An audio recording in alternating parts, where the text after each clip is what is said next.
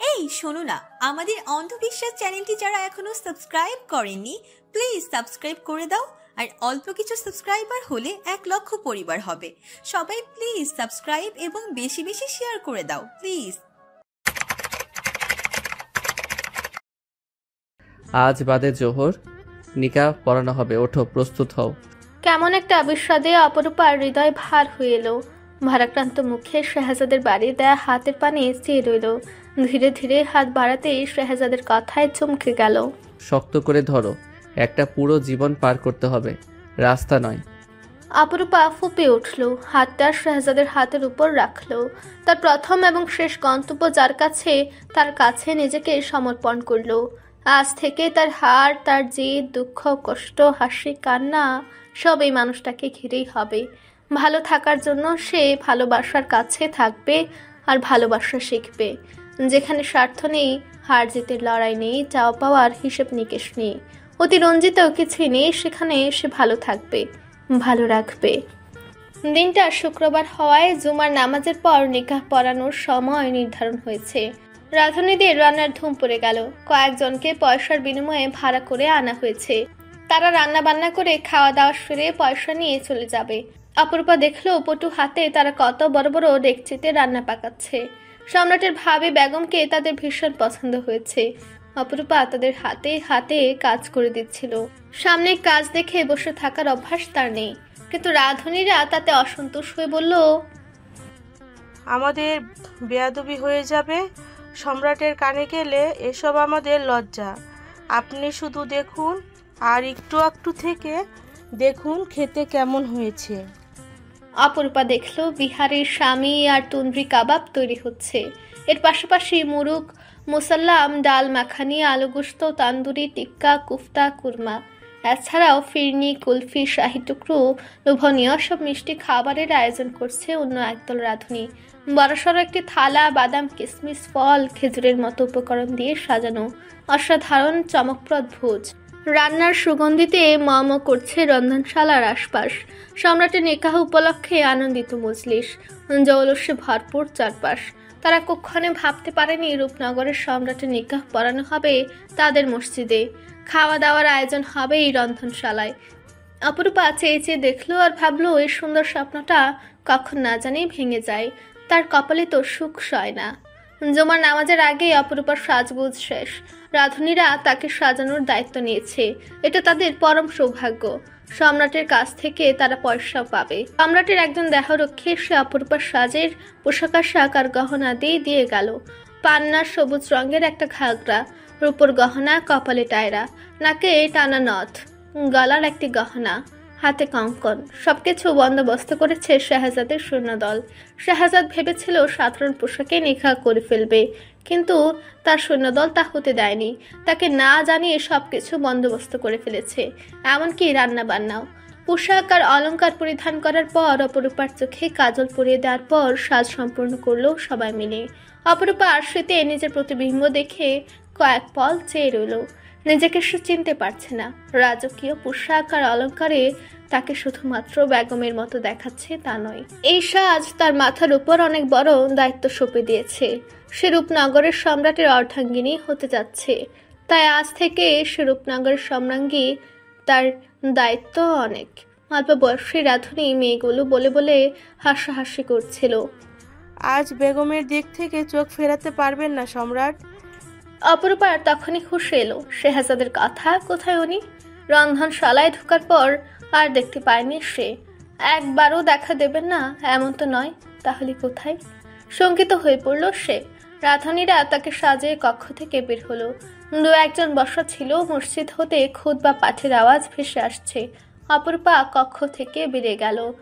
তার হাতের কঙ্কন শব্দ করে উঠতে কক্ষে অবস্থানরত দুজন তার পেছু পেছু বেরিয়ে যেতে যেতে বলল, কোথায় যাচ্ছেন? ওইদিকে যাবেন না, আজ জুম্মাবার, মসজিদ মাঠ মুসল্লিতে ভর্তি, বেগম যাবেন না।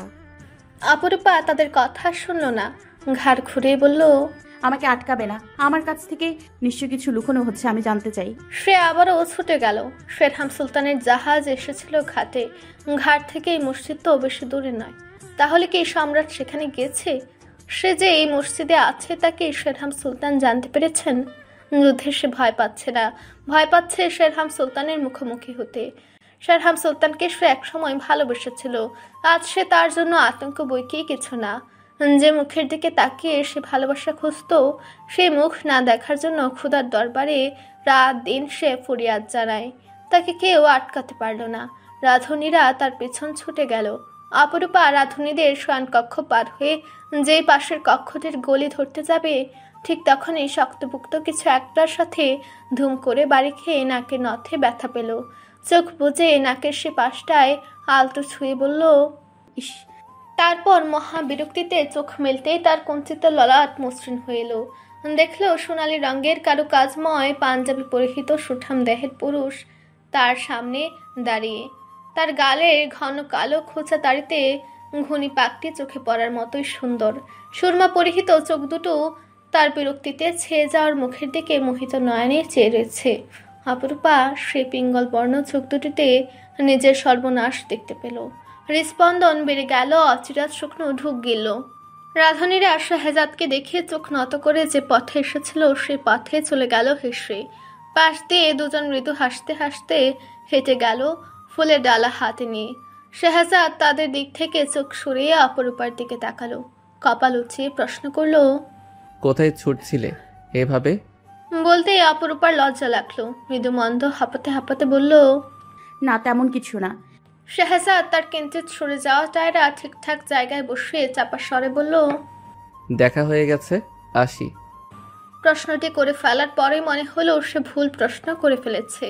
শাহজাদ সে প্রশ্ন শুনে ঘাড় ফিরিয়ে অদ্ভুত দৃষ্টিতে তাকাতেই ভয়, লাজ, সংকোচ সব মিলিয়ে শিরশির করে উঠল অপরূপার হাত পা। সে দ্রুত পালিয়ে গেল শাহজাদের দৃষ্টিসীমা থেকে। মধ্যাহ্নের সেই কাঙ্ক্ষিত লগ্ন চলে এলো। চারপাশে সবার হইচই ছুটাছুটি অপরূপাকে নিয়ে যাওয়ার তোড়জোড়। মাঝখানে সাদা পিনপিনে একটা পর্দা টেনে দিয়ে অপরূপাকে একপাশে বসানো হলো। অপরূপা ঘোমটার আড়ালে চোখ তুলে দেখল অস্থির চিত্তে কাশিম আর সৈন্যদের সাথে কথা বলছে শাহজাদ। রুমাল দিয়ে ঘন ঘন কপালে ঘাম মুছে এই সেই দিক নির্দেশনা দিয়ে যাচ্ছে। তার মানে কি? উনি কিছু লুকাচ্ছেন তার কাছে? কি লুকাচ্ছেন? অপরূপার মনটা ব্যাকুল হয়ে উঠল। অজানা একটা ভয় বুক কামড়ে ধরে আছে। সত্যি কি নিকাহ হচ্ছে? আর কয়েক মুহূর্তের পর সে সম্রাটের বেগম। সে কি আদৌ যোগ্য সম্রাটের? কেন এত অভাগিনীকে ভালোবাসতে হলো? এই সুন্দর সময়টা অন্তত উপভোগ করতে পারতেন উনি। কথা বলার শেষে শাহজাদ এসে বসলো। পর্দার ওপাশে অপরূপাকে দেখলো। তার সমস্ত চিন্তা চেতনায় সে হালকা হয়ে যায় মেয়েটার মুখটা দেখলে। বুকের ভেতরটা প্রশান্তিতে ভরে ওঠে। এ তো সেই রূপা যার প্রেমে পড়ার জন্য তার দুটো চোখই যথেষ্ট ছিল, যার মায়ের পড়ার জন্য তার দূর থেকে এক ঝলক দেখা যথেষ্ট। আজ সে তার বেগম হতে যাচ্ছে, তার সম্রাঙ্গী। কাজী সাহেব বিবাহের খুতবা পাঠ শেষে ইজাব পেশ করে শাহজাদের উদ্দেশ্যে বললেন, মরহুম আমজাদ তৈমুরের সুকন্যা অপরূপা তৈমুরকে 101 পয়সা মোহরানায় আপনার কাছে বিবাহ দিলাম। আপনি বলুন কবুল? অপরূপা চোখ দুটো খিচে বন্ধ করে রেখেছিল সে সময়টাতে। মনে হচ্ছিল এই মাত্র কোনো দুর্ঘটনা ঘটে যাবে, সব শেষ হয়ে যাবে, সব এলোমেলো হয়ে যাবে। তা কিছুই হলো না। রোধ করে রাখা দম ছাড়া পেল শাহজাদের কণ্ঠস্বর কানে পৌঁছাতেই।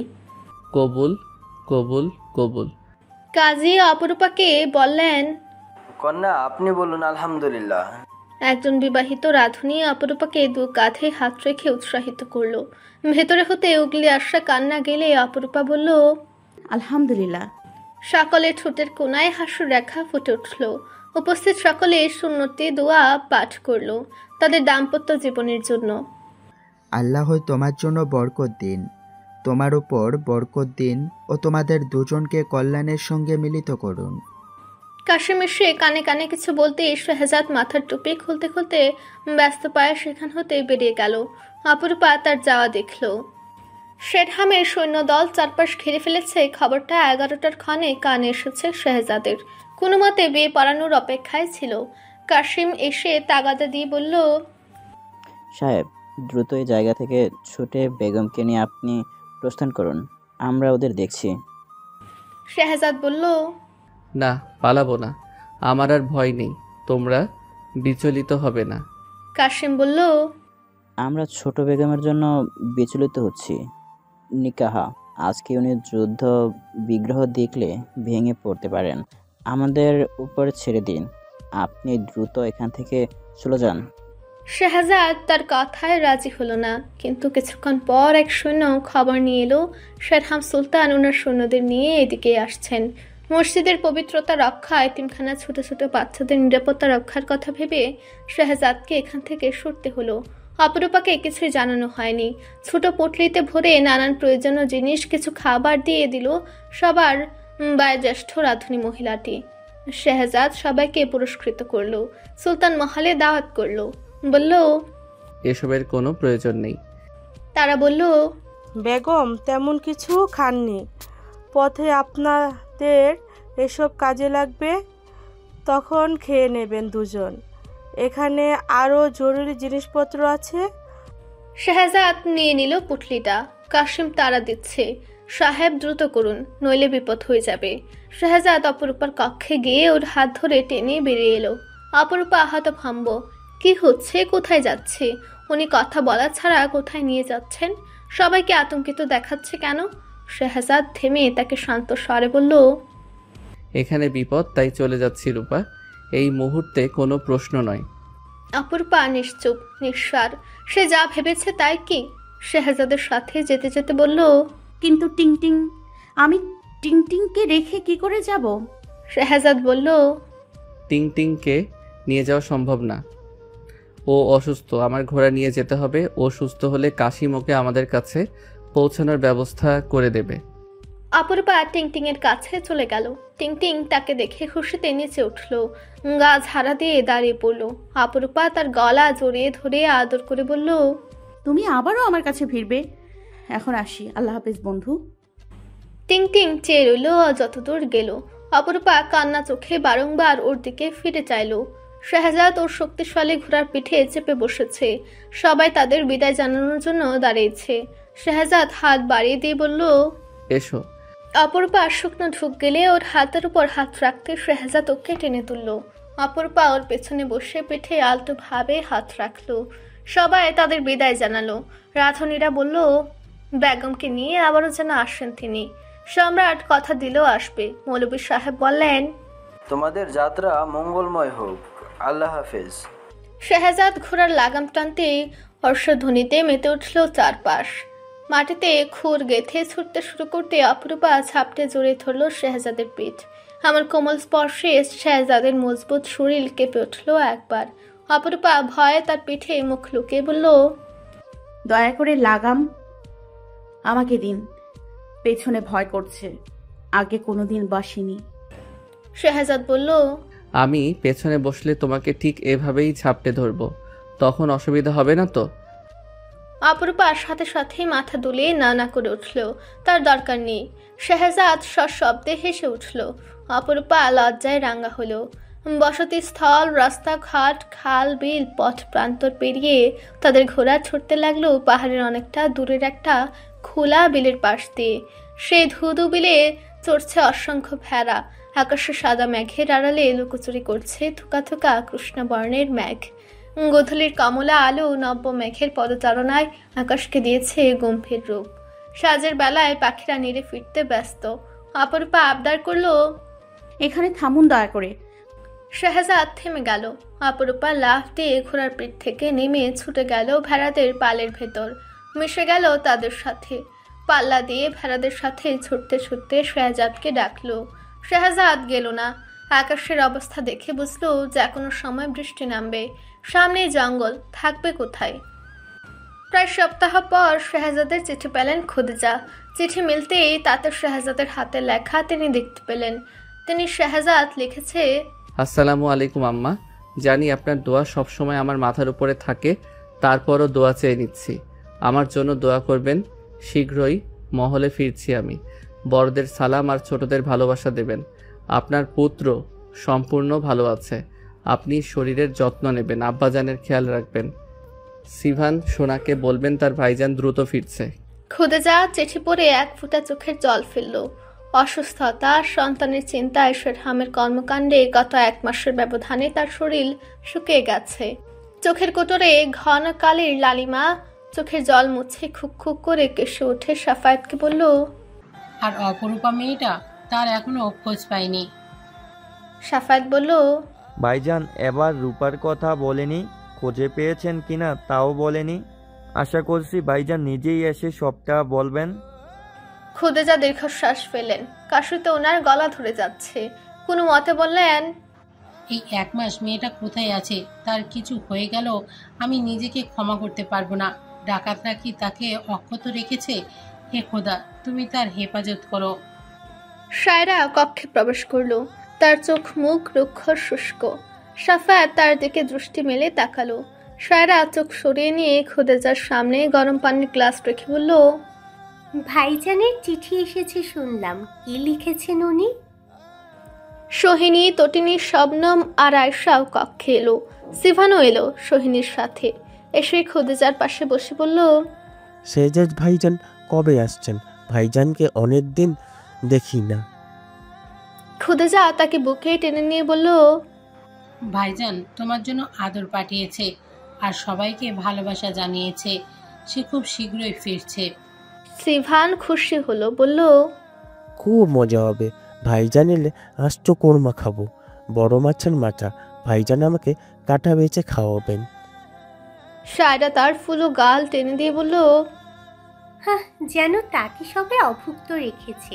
ভাইজানের সামনে এমনটা বললে তিনি কি ভাববেন? ভাববেন ছোট বাবুকে কেউ খেতেই দেয়নি এতদিন। সিভান গাল ফুলিয়ে বলল, এতদিন সেরাম ভাইজানের বকুনি খেয়েছি, তাই খাবারের কথা মনে নেই। কথাটা সে মজা করে বললে উপস্থিত সকলের মুখে নেমে এলো ঘোর আধার। খুদেজা সাফায়াতকে উদ্দেশ্য করে বলল, সে কোথায় এখন? অপরূপাকে পেলে তো হাত পা ভেঙে বন্দি করবে বলেছে, পেল না। ভাইজান পাননি, রাত দিন খুঁজছে, উনি কি করে পাবেন? খুদেজা ভারাক্রান্ত মনে বললেন, সে না পেলেই ভালো। পেলেও কি মেয়েটাকে শান্তি দেবে? কোথায় যে গেল মেয়েটা? সিভান বলল, সেরাম ভাইজান বলেছে সুন্দর বউ মরে গিয়েছে। সত্যি মরে গিয়েছে? সোহিনী বলল, এসব বলো না ভাইজান, এভাবে বলতে নেই। খুদেজা বলল, ডাকাতদের হাতে পড়েছে, ওদের মনে কি মায়াদয়া আছে? কে জানে বেঁচে আছে কিনা। শেহজাদ হয়তো তাকে ফিরে না পেয়ে চলে আসবে বলেছে। সে যেখানেই থাকুক, ভালো থাকুক। মসজিদ ঘিরে ফেলায় শেরহামের সৈন্যরা মৌলবী আর রাধুনীগুলোকে বন্দি করলো সত্যিটা জানার জন্য। শাহজাদের সৈন্য অল্প সংখ্যক, শেরহামের সৈন্য অনেক। সম্রাট বারণ করে গেছেন যাতে কারো গায়ে কোনো আঘাত না লাগে। প্রয়োজনে তারা এই পথে এসেছে তা বলে দিতে, কারণ তাদের অবধি পৌঁছাতে পারবে না তারা। কাশিম আর বাকি সৈন্যরা শেরহামের সৈন্যদের উপর আক্রমণ করতেই তার মৌলবী আর রাধুনীদের প্রাণী মারবে বলে ভয় দেখালো। কাশিম দেখলো পরিস্থিতি বেশ জটিল। মসজিদ মাঠে কালো ঘোড়ার উপর বর্ষা শেরহাম আদেশ দিল, সব কটাকে মার, যতক্ষণ না সত্যিটা বলে। কাশিম রাধুনীকে ইশারায় বলল বলে দিতে। রাধুনী পরিস্থিতি স্বাভাবিক করার জন্য বলল, সম্রাট পশ্চিম পাহাড়ের দিকে গিয়েছেন সেই মেয়েটাকে নিয়ে। নিকাহের কথা কাউকে বলতে হলো না। শেরহাম তা বিলক্ষণেও ভাবতে পারল না। তবে শেহজাদের সাথে আপাকে বেশিক্ষণ থাকতে দেয়া যাবে না, কিছুতেই না। সবাইকে ধাক্কা দিয়ে ফেলে সৈন্যদল শেরহামের পিছু পিছু পশ্চিম পাহাড়ের দিকে ছুটে গেল। বৃষ্টির সম্ভাষণ বার্তা ছুড়ে মেঘমেদুর আকাশে মেঘের আঁচল ছুড়ে হিরে রূপে আলো উঁকে দিচ্ছে ধরণী তলে।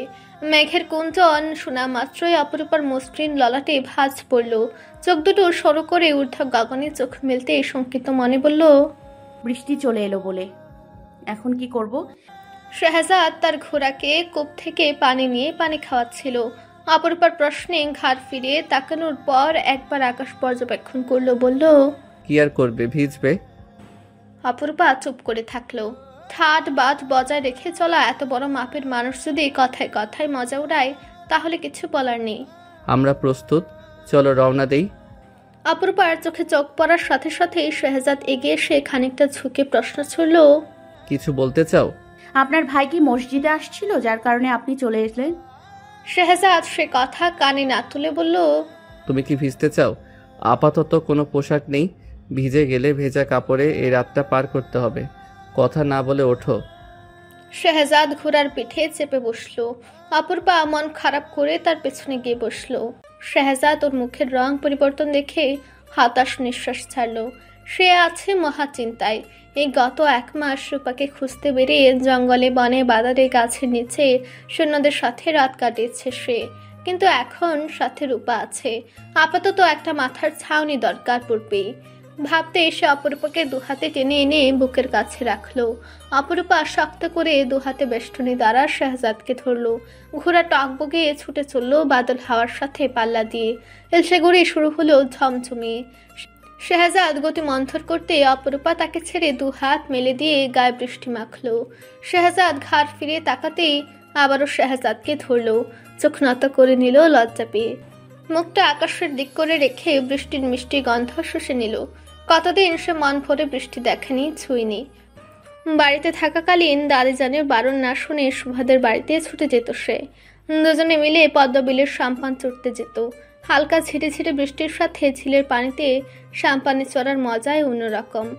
আজ যেন ঠিক সে আনন্দটাই পাচ্ছে, হয়তো তার চাইতেও বেশি। এই পথ আজ না ফুরুক। অন্ধকার তার ঝাঁপি নামিয়ে দিতে আকাশে ধীরে ধীরে ঝাপসা হচ্ছে। বৃষ্টির তোড়জোড় বাড়ছে। শেহজাদ উপায়ন্তর না দেখে একটা বট গাছের নিচে গিয়ে অবস্থান করলো। রূপনগর এখনো বহু দূর। তাছাড়া এই অন্ধকারে বৃষ্টি মাথায় ঘোড়া বেশি দূর ছুটতে পারবে না। কিছু ভেবে কুল পেল না সে। অপরূপা বটতলায় দাঁড়িয়ে বলল, এখানেও কম বেশি বৃষ্টি পড়ছে, আপনি তো ভিজে গিয়েছেন। শেহজাদ চিন্তিত হয়ে বলল, তুমিও ভিজে গিয়েছো। এই পথে আসাটা ঠিক হয়নি। যাবই বা কোন দিকে?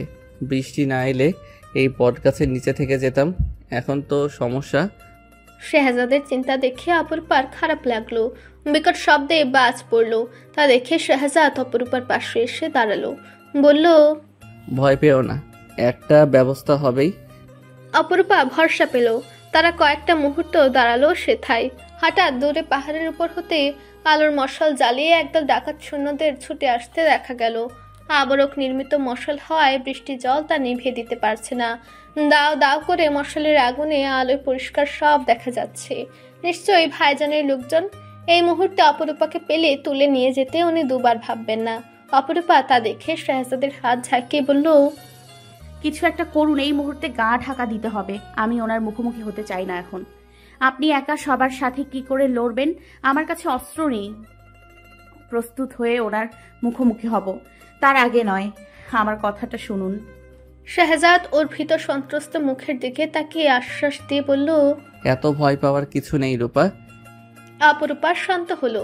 শেহজাদ এক হাতে ঘোড়া, অপর হাতে অপরূপার হাত ধরে দ্রুত পায়ে পাহাড়ের পাদদেশে অবস্থিত একটা গুহার সামনে গিয়ে থামলো। চারিদিকে অন্ধকারে ঢেকে যাচ্ছে। কিছু একটা করতে হবে তার আগে। শেহজাদ দেখলো ছোট ছোট মশাল হাতে 2 জন লোক কথা বলতে বলতে হেঁটে চলে যাচ্ছে। শেহজাদ তাদের ডাক দিল। লোকগুলো ঘাড় ফিরিয়ে তাকালো, পায়ে হেঁটে এলো। শেহজাদকে দেখে তারা হতচকিত। সম্রাটের কথা শুনেছে তারা, কোনো একটা মেলায় দেখেছেও। আজ সামনাসামনি দেখে মনে হলো তারা ভুল দেখছে। শেহজাদ তাদেরকে সবকিছু খুলে বলতেই তারা আনন্দের সহিত বলে উঠল তাদের সাথে যেতে। তারা কাঠুরে একটা পরিত্যক্ত বাড়িতে কয়েকদিনের জন্য বসতি গেড়েছে পাহাড়ে ধস নামায়। পাহাড়ের নিচে তাদের ঘর বাড়ি চাপা পড়েছে। তাই জঙ্গলের মধ্যেখানে সে পরিত্যক্ত বাড়িতে তারা থাকে স্ত্রী সন্তান নিয়ে। চাইলে সেখানে থাকতে পারেন রাতটা। কষ্ট হবে, কিন্তু বৃষ্টি থেকে আশ্রয় তো পাবেন। অপরূপা শেহজাদকে বলল রাজি হতে। শেহজাদের রাজি হতে চাইল না। হঠাৎ একটা কথা মনে পড়ায়। আমার বিশ্বাস নতুন বিবাহিত বধূদের উপর খারাপ জিনিস বেশি আসক্ত হয়ে পড়ে। যদিও সে এসবে পুরোপুরি বিশ্বাস করে না, কিন্তু মনের ভেতর থেকে খচখচানি পুরোটা গেল না। উপায়ন্ত না দেখে সে রাজি হলো। বৃষ্টি থেমেছে। মেঘের গুঞ্জন এখনো রয়েছে। বৃষ্টি আরো হবে। ঝিঝি পোকার শব্দে কান উড়ে যাওয়ার মতো অবস্থা। অপরূপা আর শেহজাদ ভেজা। বৃষ্টির পানি সপসপ করছে গায়ে। জঙ্গলের ভেতর হাঁটতে হাঁটতে অপরূপার পাদুকায় কখন কাঁটা ঢুকে গিয়ে পা কাটা গেল সে টেরও পেল না। যখন সে বাড়িটার কাছাকাছি গেল, দেখলো প্রকাণ্ড একটি বাড়ি, যার চারপাশে দাও দাও করে কাঠ পোড়া আগুন জ্বলছে। চারপাশটা সে আলোয় আলোকিত। বাড়িটা অদ্ভুত। দেয়াল ধসে ধসে পড়ছে। মাথার উপর ছাদ ভেঙে পড়ার দশা। পানি পড়ছে। বাড়ির চারপাশে বন্যলতা ঝোপঝাড় বেয়ে উঠছে, মেঝেতেও শ্যাওলা ঝরা পাতা বিছিয়ে আছে। সে বাড়ির ভেতরে বাঁকা হয়ে একটা গাছ বেড়ে উঠছে। গাছটিতে কোনো পাতা নেই, শুধুই ডাল রয়েছে। অপরূপার দৃশ্যটা ভারী সুন্দর লাগলো। বাড়িটার দরজা জানালা কিছু অবশিষ্ট নেই। দরজার সামনে কাঠুরে কাটা গাছ জমিয়ে জমিয়ে দেয়ালের মতো বানিয়েছে স্ত্রী সন্তানদের সুরক্ষা কবচ হিসেবে। বাড়িটার সামনে কক্ষের পরের কক্ষটির একটা পাশ পরিষ্কার করে দুই পরিবার থাকার বন্দোবস্ত করেছে। সামনের কক্ষটি হয়তো বসার ঘর ছিল। অনেকটা জায়গা জুড়ে কক্ষটি। শেহজাদ বলল, এখানে কিভাবে থাকবো? বন্য জন্তু জানোয়ার আপনাদের আক্রমণ করে না? করে সাহেব, চারপাশে আগুন জ্বালিয়ে রাখি। আগুন দেখলে তারা আর আসে না। প্রথম দিকে অনেক বেশি জ্বালাতো, এখন আর করে না। তবে সাপখোপের আঁকড়া বেশি। হাতে টাকা এলেই লোকায়তে চলে যাব। এই শীতে বাচ্চাদের নিয়ে থাকা অনেক কষ্টের। অপরূপার মায়া হলো। এদিকে পায়ের যন্ত্রণা বাড়তে লাগলো। কি হলো কে জানে। আপাতত একটা ঘুমানোর জায়গা পাওয়াটা মূল লক্ষ্য। সারাদিন যা গেল তার উপর দিয়ে সেই ভরে উঠেছে, খিদেও পেয়েছে বেশ। পুটলিতে খাবার আছে, খেয়ে নেবে। কাঠুরেদের স্ত্রী সন্তান ছুটে এলো। সম্রাট আর সম্রাটের বেগমকে দেখে তাদের চক্ষু ছানা বড়া। চোখ নত করে সালাম জানাতেই অপরূপা আর শেহজাদ দেখলো দুই কাঠুরের দুই স্ত্রীর সাথে তাদের দুটো সন্তান এসেছে, দুটোই ছেলে। হঠাৎ সিভানের কথা মনে পড়ল শেহজাদের। মনটা কেমন যেন করে উঠল। সিভানের বুদ্ধি হওয়ার পর থেকে বেশিরভাগ সময় ধমক দিয়ে দিয়ে পাঠে বসাতে হয়েছে শেহজাদকে। সে বললে সোজা পড়তে বসে, নয়তো মহলের সবাইকে পাগল বানিয়ে ছাড়ে। এবার ফিরে গিয়ে মন ভরে আদর করবে। নিশ্চয়ই সেও শেহজাদ ভাইজানের অনুপস্থিতি অনুভব করছে। অপরূপা বাচ্চাগুলোকে ডাকলো, কিন্তু তারা এলো না। মায়ের আঁচলের নিচে লুকিয়ে গেল। তাদের চোখ শেহজাদের ঘোরা বাদশার দিকে। মন ভরে দু চোখ দিয়ে দেখছে বাদশাকে তারা। মশা কামড়াচ্ছে তাই পা নাচাচ্ছে বাদশা।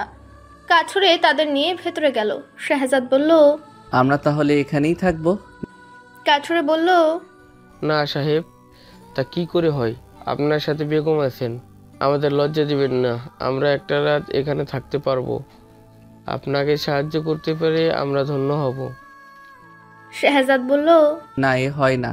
আপনারা দুটো পরিবারের মানুষ আমাদের জন্য কষ্ট করবেন, তা হয় না। এখানে আমি ব্যবস্থা করে নেব, এত চিন্তার কিছু নেই। তারা সন্তুষ্ট হলো সম্রাটের ব্যবহারে। কাঠুরের স্ত্রীদের সাথে ভেতরে চলে গেল অপরূপা। দেখলো তাঁবুর মতো করে পর্দা দিয়ে ঘর বেঁধেছে তারা। চারপাশে দেয়াল আর মাথার চাউনি, মাটির চুলো, আগুন ধরানোর জন্য শুকনো কাঠ, কাপড় শুকানোর জন্য রশি টানা, একটা পানির জলাধার। অপরূপার খুব পছন্দ হলো। পায়ের জুতো খুলতে দেখলো রক্তে জুতোটা ভিজে উঠেছে প্রায়। তারা আটকে উঠে রক্ত বন্ধ হওয়ার জন্য তরল ওষুধের বোতল এনে পায়ে ঢেলে দিতেই অপরূপার শ্বেতকায় পা সবুজ রঙে মেখে গেল। জ্বলনি অনুভব হতেই কাঠুরে বউ বাতাস করতে লাগলো। বলল, সম্রাটকে একথা জানাবো বেগম? অপরূপা ওষুধগুলো মুছে পাদুকায় পা ঢেকে বলল, কোনো দরকার নেই, সামান্য ক্ষত। আপনার পোশাক ভিজে গিয়েছে, আমরা আপনার জন্য কি করতে পারি? পোশাক চাইতে অপরূপার লজ্জা লাগলো। তাদের পোশাক আছে কি নেই, না থাকলে তো তারাই লজ্জায় পড়ে যাবে। বেটে খাটো কাঠুরের বউটি তার কক্ষ থেকে বেরিয়ে এলো একটা শাড়ি নিয়ে, বাসন্তী রঙের শাড়ি। বলল, এইটা শুধু আনতে পারছি বাড়ি থেকে, এইটা আপনাকে অনেক সুন্দর লাগবে। অপরূপার শাড়িটা বেশ পছন্দ হলো। সে বলল, আচ্ছা সম্রাটের কাছ যাই, আমরা আজ একসাথে খাবো, কিন্তু আগেভাগে খেয়ে নেবেন না। তারা খানিকটা দ্বন্দ্বে পড়ে গেল। ওইসব শাক পাতা খাবেন সম্রাট আর সম্রাটের বেগম? আজ তাদের বিবাহের প্রথম রাত। আহা, কি দুর্দশায় না পড়ে এখানে আশ্রয় এলো। এটা তারা আলোক মুখে বলে বলে শোনাতে পারবে এক সময়। অপরূপা গিয়ে দেখলো শেহজাদ আর কাঠুরে মিলে জায়গাটার শ্যাওলা পরিষ্কার করছে। অপরূপাকে দেখে শেহজাদ ঘাড় ফিরিয়ে তাকালো। তার চুলগুলো কপালের সামনে এসে জড়ো হয়েছে। ভেজা গায়ে পাঞ্জাবিটি লেপটে আছে। চোখ দুটো লালচে রঙের দেখালো, বৃষ্টিতে ভেজায় হয়তো। অপরূপার কাছে এগিয়ে এসে বলল, ওনাদের কাছ থেকে একটা পোশাক নাও আর পাল্টে ফেলো। পুটলিতে আমার একটা পায়জামা আর ফতুয়া পেয়েছি, আমার কিছু দরকার নেই। আমার জন্য কিছু দিল না? শাহজাদ হাসলো। দুঃখিত বেগম, ওটা আপনার না, আমার পুটলি ছিল। ঠিক আছে, যান, দ্রুত পোশাক পাল্টান। অপরূপা অভিমানী দৃষ্টিতে তাকে পোশাক পাল্টাতে চলে গেল। শাড়ি পরে ভেজা চুলগুলো ছেড়ে দিল। চিকন গোছের কাছড়ে বটি বলল, নিয়মিত ভালোবাসার গল্প শুনতে এবং পড়তে আমাদের অন্ধবিশ্বাস চ্যানেলটি সাবস্ক্রাইব করে পাশে থাকা বেল আইকনটি ক্লিক করুন। ধন্যবাদ সবাইকে।